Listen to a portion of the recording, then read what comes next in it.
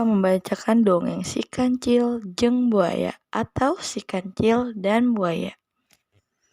Dina hiji poe aya si kancil, sato nu anggap pinter eta teh keur lelepengan di sisi leung manehna keur neangan walungan kusab.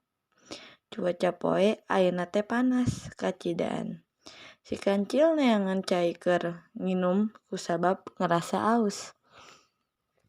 Teu lila kaperangan di sisi leung teh manehna nempo aya walungan anu caina rada kiruh. Si kancil nyempekaun sarita nginum cairan na eta.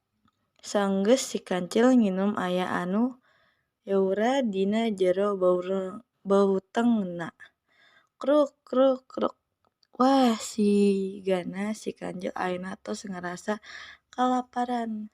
Si kancil ngabagan nikmatna lamun aya kadarahan kebeukina anyeta bonteng. Naing kebon bonteng eta aya di pos walungan. Kumaha carana nyebrangna nya kuring teh. Ceuk si kancil bari mikiran carana sakeur deui. Teu kuingsi lila si kancil boga ide.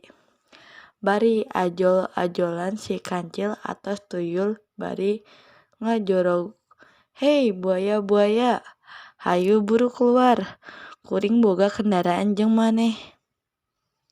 Ceuk si kancil buaya-buaya anu kebeneran loba cicing di walungan eta teh.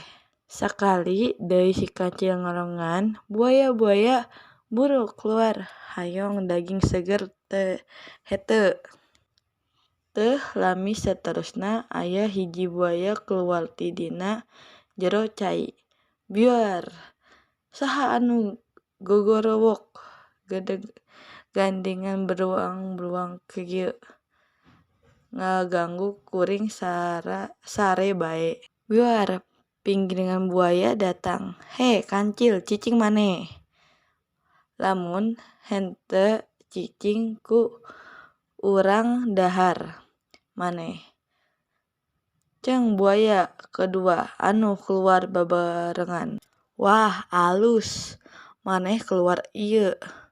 Mana deui buaya anu lainna?"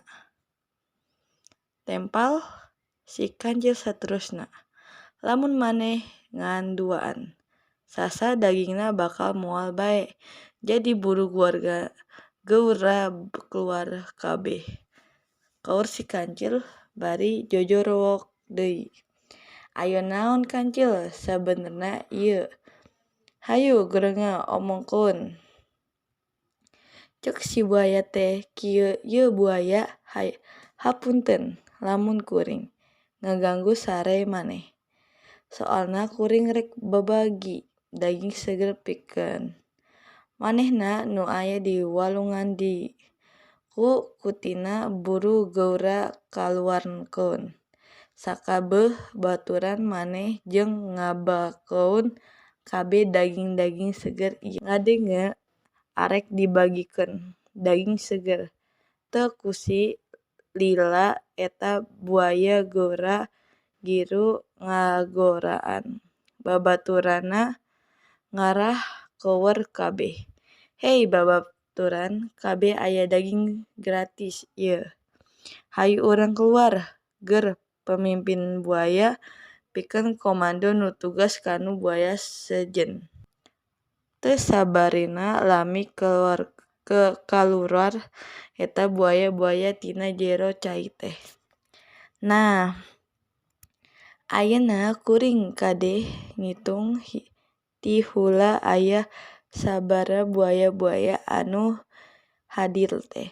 Hayu manehna para buaya geura ngajarjar heula tepi ka sisi walungan palih ditiru teu. Engkeh kuring itung hiji-hiji." Ceuk si kancil bari rada serius ngomongna. Teu mikir panjang si buaya-buaya eta ngeura giru nyokot posisi masing-masing. Buaya-buaya mulai ngejajar tepi ke sisi walungan seberang sapetos jembatan. Oke, ayeuna kuring langsung mulai ngitung ya. Cek si kancil bari mulai ngajoran ka tong buaya 1, 2, 3. Sabari terus ngajolangan tong-tongan buaya anu hiji ka buaya lainna. Dugi akhira si buaya nepi di puntas walungan. Deui di petuas walungan si kancil ngomong ka buaya-buaya, "Hei buaya-buaya, sebenarnya teu deui aya daging seger anu rek kuring bagikeun keun geus ketempo kuring teu mawa naon. Kuring mah ngan saukur hayang mautas walungan hungkul we da kuring ge laper euy," cek si kancil teh bari saur seri. Sakabeh buaya anu aya di dieu atuh mere keur heul kabeh kusabab ngarasa ditipu si kancil. "Hah, aos maneh kancil mun kapanggih deui baek maneh." Teu mikir panjang si kanci geura lumpat ngiles asup ka jero tatangkalan nuju kebon patani kaur ngala bonteng nu jadi kabeukita. Pesan moral dari dongeng bahasa Sunda si kancil dan buaya yaitu meskipun kita pintar, jangan gunakan kepintaran itu untuk membohongi orang. Dan perbuatan tersebut tidak patut untuk ditiru. Terima kasih.